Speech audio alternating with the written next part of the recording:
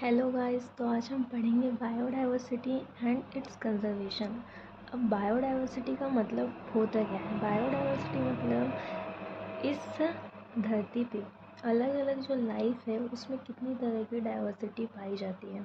ठीक है, अब डाइवर्सिटी तो पाई जाती है, पता चल गया। अब उसका कंजर्वेशन क्यों करना है? ठीक है, तो हम प्रोसीड करते हैं। ये क्लास 12th का चैप्टर है जो कि बहुत इम्पॉर्टेंट है और इसमें नीट से काफ़ी क्वेश्चन आते हैं। तो चलिए स्टार्ट करते हैं।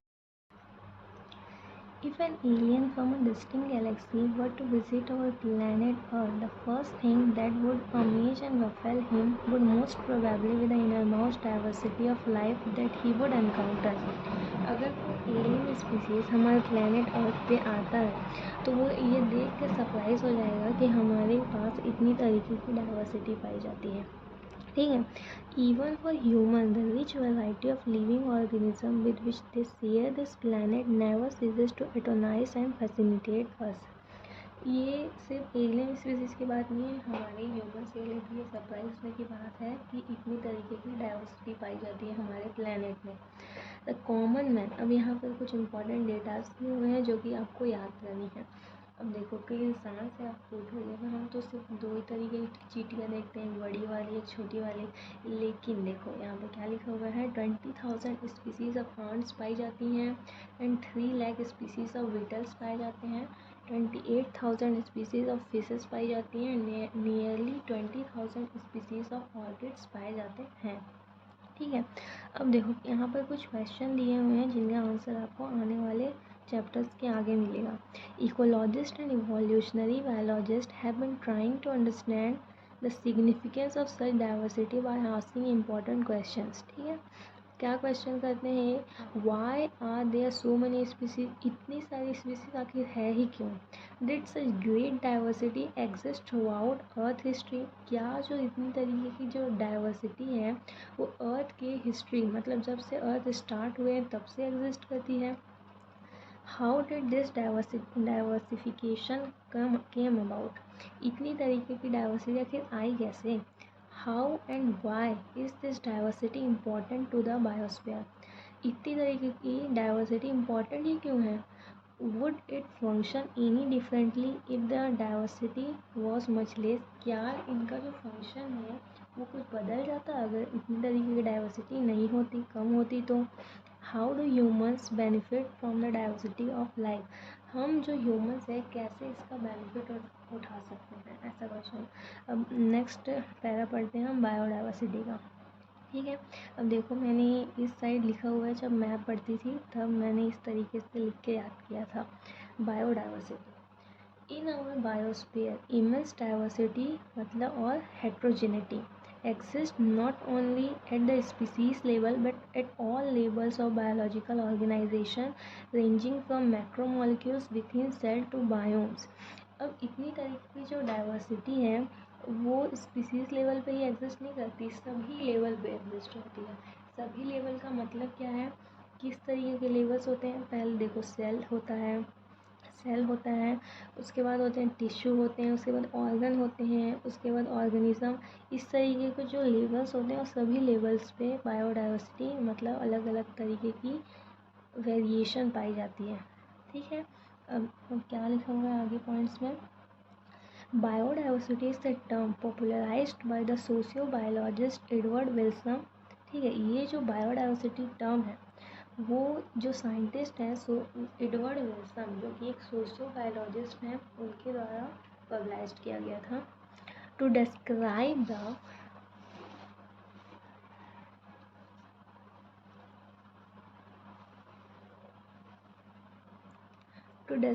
The combined diversity at all the levels of biological organization।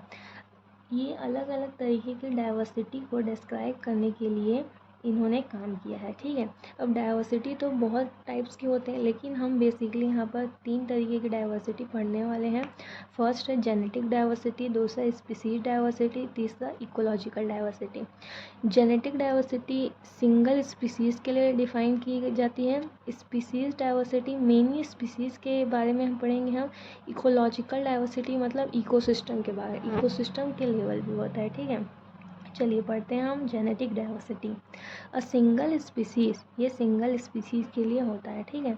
A single species might show high diversity at the genetic level over it's distributional range, ठीक है। मतलब सिंगल स्पीसीज क्या होता है, मतलब अलग अलग स्पीसीज होता है, जैसे मैंगो की स्पीसीज हो गई, गेहूं का स्पीसीज हो गया, ह्यूमंस का स्पीसीज हो गया, अलग अलग तरह की स्पीसीज होती है। तो जो जेनेटिक डाइवर्सिटी है वो स्पीसीज लेवल पे डिफाइन की जाती है। यहाँ पर बहुत सारे एग्जांपल दिए हुए हैं और उनका कुछ रिकॉर्ड भी दिया हुआ है, उसको हमको याद करना है। The genetic variation shown by the medicinal plant, एक मेडिसिनल प्लांट है, उसका नाम क्या है, वॉल्फिया वॉमिटोरिया, ठीक है, जो कि कहाँ ग्रो करता है, growing in different Himalayas ranges, might be in terms of the potential concentration of the active chemical reserpine that the plant produce। देखो ये एक मेडिसिनल प्लांट है वॉल्फिया वॉमिटोरिया, ठीक है। इसमें किस तरीके की डाइवर्सिटी पाई जाती है, अलग अलग जो प्लांट हैं उनका पोटेंशियल अलग अलग है, एक एक्टिव केमिकल वो क्या करते हैं, बनाते हैं, जिनका नाम क्या है, रेजरपाइन, उनका कंसंट्रेशन अलग अलग होता है। ये क्या है, उसमें डाइवर्सिटी पाई जाती है। दूसरा क्या है, दूसरा प्लांट का नाम क्या है, India has more than 50,000 genetically different strains of rice. Rice की 50,000 डिफरेंट स्ट्रेन्स पाई जाती है इंडिया में ही केवल, ठीक है। एंड 1,000 वेराइटीज़ ऑफ मैंगो, अलग अलग तरीके के आम खाते हैं वही है, ठीक है। अब दूसरा पॉइंट आता है species diversity. The diversity at the species level, इसमें क्या होती है, स्पीसीज लेवल पे डाइवर्सिटी होती है, ठीक है। फॉर एग्ज़ाम्पल द जो वेस्टर्न घाट्स हैं, ठीक है, उनमें जो डाइवर्सिटी है एम्फीबियंस की वो ज़्यादा है दैन ईस्टर्न घाट्स। अब ऐसा क्यों होगा, वहाँ पर का क्लाइमेट अच्छा होता होगा शायद, इसलिए होगा। तो ये स्पीसीज लेवल पे डाइवर्सिटी पाई जाती है। अब थर्ड पॉइंट पढ़ते हैं ecological diversity at the ecosystem level, ये इकोसिस्टम लेवल पे होती है। और ये तीनों पॉइंट इंपॉर्टेंट है बहुत। ये सिंगल स्पीसीज़ का होता है और ये क्या होता है, मेनी स्पीसीज़ के लिए होता है, और ये क्या होता है, इकोसिस्टम लेवल पे होता है।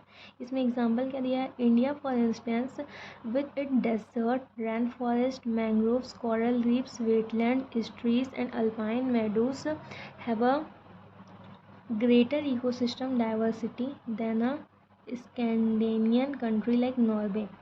इट हैज़ टेकन, अब देखो यहाँ पर बहुत इंपॉर्टेंट पॉइंट बताया जा रहा है कि हमने मतलब नेचर ने कैसे इतनी तरीके की डाइवर्सिटी बनने में कितना टाइम लग रहा है, एक बार पढ़ते हैं उसके बाद हम डिफाइन करेंगे। It has taken millions of years of evolution, evolution करने के लिए मिलियंस ऑफ ईयर्स लगे हैं, क्या का, to accumulate this rich diversity in nature, nature में इतनी तरीके की डाइवर्सिटी को एक्यूमुलेट करने के लिए। बट वी कुड लॉस, हम इसे लॉस कर देंगे, all that wealth in less than 2 centuries, मतलब 200 सालों में। If the present rate of species losses continues, biodiversity and its conservation are now vital environmental issues of international concern as more and more people around the world began to realize the critical importance of biodiversity for our survival and well-being on this planet।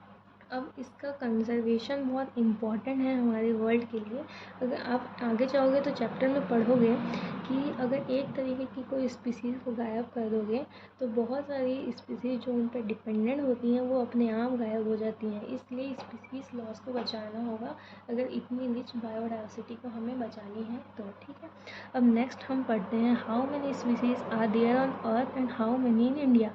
अर्थ पे कितनी species है और उसके बाद हम पढ़ेंगे कि India में कितनी स्पीसीज़ है। चलिए पढ़ते हैं।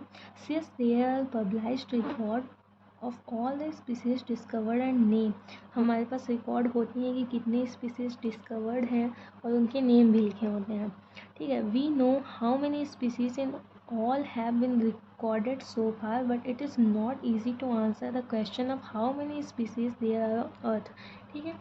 ये ज़्यादा इम्पॉर्टेंट चीज़ नहीं है, इसके नीचे 2 इम्पॉर्टेंट चीज़ें लिखी हुई हैं।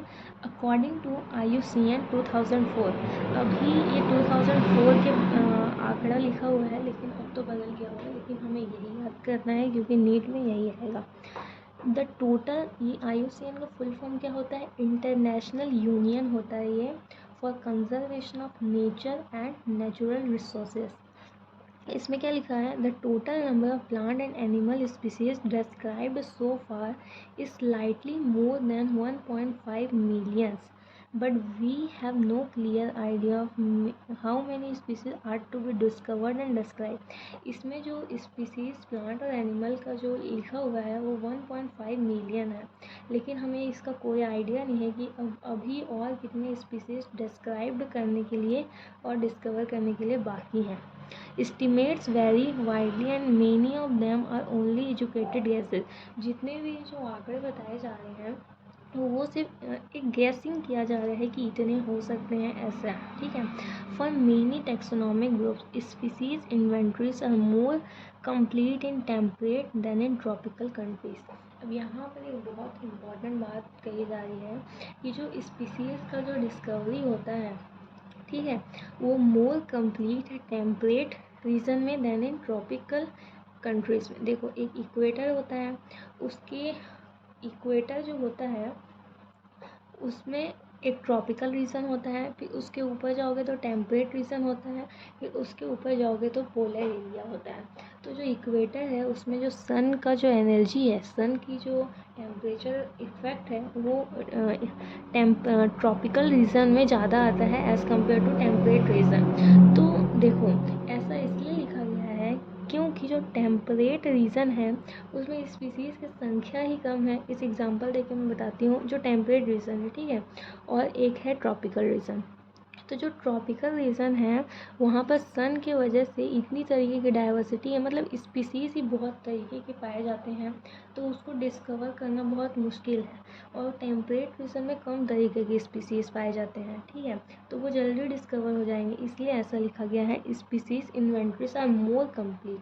अगर कम रहेंगे तो हम उसको जल्दी से क्या करेंगे, डिस्कवर कर लेंगे, जो कि टेम्परेट रीजन में होता है, ठीक है। Considering that an overwhelming large proportion of the species waiting to be discovered are in tropics, ठीक है, ट्रॉपिक्स में बहुत सारे स्पीसीज डिस्कवर करना बाकी हैं।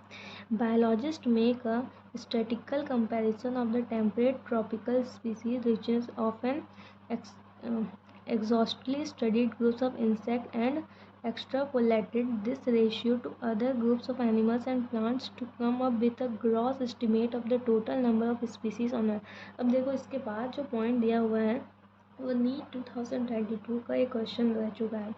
यहाँ पर क्या लिखा है, सम एक्सट्रीम एस्टिमेट्स रेंज फ्रॉम, मतलब जो ऐसे फेक हुए इंसान होते हैं उन लोग ऐसे फेक के बताए हैं कि जो स्पीसीज़ का जो रेंज है वो 20 to 15 मिलियन है। लेकिन जो एक साइंटिस्ट है रॉबर्ट मे, ठीक है, वो एक अच्छे मतलब कि उन्होंने एस्टिमेट करके बताया है और इन्होंने ऐसी हवा में बातें करी है, लेकिन इनकी जो बात है वो मोर करेक्ट है। तो इसमें क्या लिखा हुआ है, but a more conservative and scientifically sound estimate made by Robert मे, इनका क्वेश्चन आया था, ठीक है, places the global species diversity at about 7 million. जो ग्लोबल स्पीसीज को ग्लोब की जो डाइवर्सिटी है वो 7 मिलियन है, इन्होंने ऐसा बोला, ठीक है। अब पढ़ते हैं आगे। अब देखो मैं यहाँ पर की जो पैराग्राफ है उसको मैं एक फ्लो चार्ट के फॉर्म में आपको समझा देती हूँ, उसके बाद हम पढ़ लेंगे, ठीक है। इसमें क्या कहा जाता है, यहाँ पर हम वर्ल्ड की बात करेंगे और उसके पेज में नेक्स्ट पेज में इंडिया की बात करेंगे। इसमें स्पीसीज़ का डिस्ट्रीब्यूशन कैसे है, जैसे कि पिछले पेजेस में हमने पढ़ा कि जो टोटल स्पीसीज़ है अब तक जो डिस्कवर्ड हुई है वो 1.5 मिलियन टोटल स्पीसीज़ है, ठीक है। इसके मतलब जो फिर जो रॉबर्ट मे ने कहा कि 7 मिलियन टोटल स्पीसीज़ हो सकते हैं, तो अगर कैलकुलेट किया जाएगा तो ये जो है 22% है 7 मिलियन का, ठीक है। 1.5 मिलियन अब तक डिस्कवर्ड है। और देखो इसमें से जो टोटल स्पीसीज़ हैं उसमें 70% स्पीसीज़ एनिमल्स हैं, 22% प्लांट्स हैं एंड रिमेनिंग प्रोटिस्टास हैं, ठीक है। और ये जो 70% एनिमल्स हैं उनमें भी 70% जो टोटल हैं वो इंसेक्ट है, जो कि एक ऑर्थोपोडा का किंगडम है, जो किंगडम ऑर्थोपोडा का एक क्लास है, ठीक है। आउट ऑफ 10 स्पीसीज़, अब इनमें से अब देखो क्या बोला जा रहा है, 10 स्पीसीज जो अगर कंसिडर करें तो उसमें से 7 स्पीसीज इंसेक्ट की निकल जाएगी, ऐसा बोला गया है। चलिए अब पढ़ते हैं।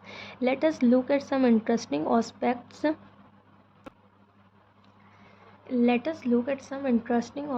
about Earth biodiversity based on the currently available species inventories. More than 70% of all the species recorded are animal. अगर 100% माने, ठीक है, तो उसमें से 70% स्पीसीज जो है वो एनिमल्स हैं।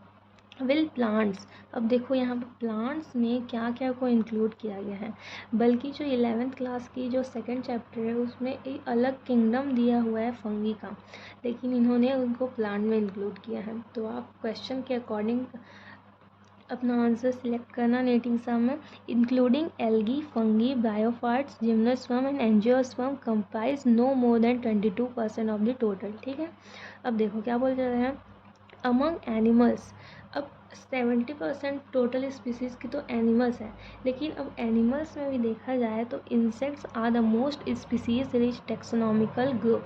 उसमें से इंसेक्ट का जो ग्रुप है वो बहुत ज़्यादा रिच है। कैसे? Making up more than 70% of the total. इस अगर देखो टोटल स्पीसीज का 70% एनिमल्स है, और इसका भी जो 70% है टोटल एनिमल्स में से 70% अकेला इंसेक्ट का ग्रुप है। ठीक है, इसका रीज़न आप एनिमल किंगडम में पढ़ोगे, क्यों ये इतना बड़ा किंगडम है, मतलब आर्थ्रोपोडा में क्यों इतना डाइवर्सिटी पाई जाती है। ठीक है, that means out of every 10 animals, अगर 10 एनिमल्स आप रखो on this planet 7 are insect. ठीक है, तो उसमें से 7 इंसेक्ट निकलेंगे। Again how do we explain this enormous diversification of insect, question कर रही है। The number of fungi species in the world is more than the combined total of the species of fishes, amphibians, reptiles and mammals. ठीक है, ये एक chart दिया हुआ है, ये बहुत इम्पॉर्टेंट है। ये अलग अलग तरीके से क्वेश्चन के फॉर्म में पूछे जा सकते हैं, या तो आपको इसके सारी चीज़ें मिटा के लेबलिंग करने के लिए आ सकती है, या फिर इसको अरेंज करने के लिए आ सकता है, इनका ऑर्डर कि कौन ज़्यादा है और कौन कम है। तो इसमें 3 चीज़ें दी हुई हैं, इन्वर्टेब्रेट्स, वर्टेब्रेट्स और प्लांट्स। तो इसका जो ट्रिक है याद करने का इन्वर्टेब्रेट्स का, वो क्या है, IOMC। आई का मतलब इंसेक्ट, ओ का मतलब अदर एनिमल ग्रुप्स, एम का मतलब मोलस्का और सी का मतलब क्रस्टेशियन। सबसे ज़्यादा इसमें इंसेक्ट आएंगे, उसके बाद अदर एनिमल ग्रुप आएंगे, उसके बाद मोलस्कास आएंगे, उसके बाद क्रस्टेशियन आएंगे। ठीक है, तो आप इस ट्रिक से याद कर सकते हो इस पूरे चार्ट को, और जैसा भी क्वेश्चन आए आप सही कर सकते हो। और वर्टेब्रेट्स का याद करने के लिए क्या ट्रिक है, FB राम। एफ मतलब फिशेस, बी मतलब बर्ड्स, आर मतलब रेप्टाइल्स, ए मतलब एम्फीबियंस, एम मतलब मैमल्स। देखो सबसे ज़्यादा जो है वो फिशेस का है, उसके बाद है आपका बर्ड्स का, उसके बाद है रेप्टाइल्स का, उसके बाद है आपका एम्फीबियंस का, उसके बाद है मैमल्स का। ये लगभग सेम दिखता है, लेकिन है जो मैंने बताया आपको ऐसे ही याद करना है, इट इज़ करेक्ट। ठीक है, जब भी आपको ऑर्डर में याद करना है आएगा पूछेगा तो आप ये ट्रिक का यूज़ कर सकते हैं। अब प्लांट्स की बारी आती है, तो प्लांट्स को कैसे याद करेंगे, AFAMFL, एंजियोस्पर्म, एफ मतलब फंगी, ए मतलब एल्गी, एम मतलब मॉसेस, एफ मतलब फॉन्स, एल मतलब लाइकेंस।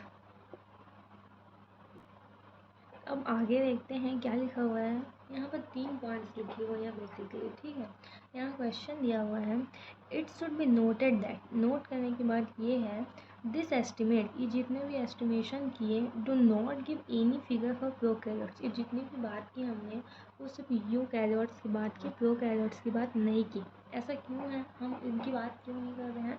तो यहाँ पर 3 मेन रीजंस दिए हुए हैं। ठीक है, यहाँ पर 3 मेन रीजंस दिए हुए हैं। अब देखिए पहला रीज़न क्या है, biologist are not sure about how many prokaryotic species there might B.